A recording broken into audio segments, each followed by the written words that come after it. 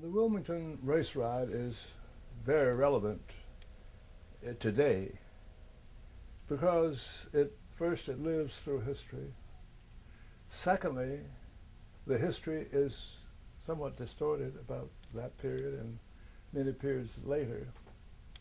And thirdly, it's relevant because we haven't changed as much as we need to change. The Wilmington riot stands out as very special. First, it was goaded into a riot by the atmosphere that was created almost artificially by the white leadership in this state,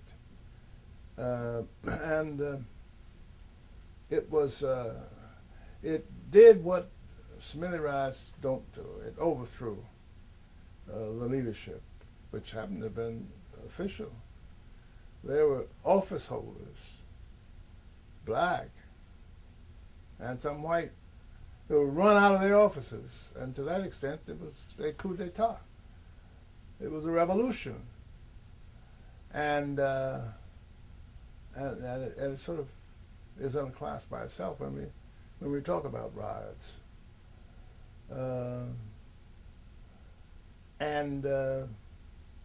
The provocation was so slight too. The provocation was, on the one hand, it was a journalist like Josephus Daniels who whipped the flames and kept them burning and pouring oil on them and whatever else it was necessary to keep the flames going.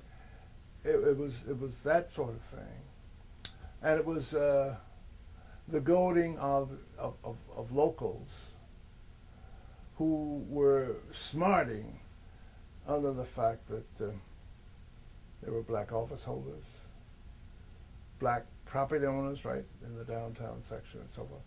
And they just couldn't stand it, couldn't take it, couldn't accept that measure of manhood on the part of blacks. And so they said, no, they're out of place. We'll have to cut them down to size. And that's what they proceeded to do in 1898 with the provocation, which was only slight. Except that on the one hand, the agitators, the ones who whipped the flames of the fire, were vigorous as well as bitter in their condemnation of the status quo. But on the other hand, the offense that Alex Manley committed, for example, was merely an article offense. And it outraged the white community because he suggested that maybe blacks were not always the provocateurs in whatever social relationships whites and blacks had together. And that was putting not oil but gasoline on the fire. It blew up the town for Manley to suggest that.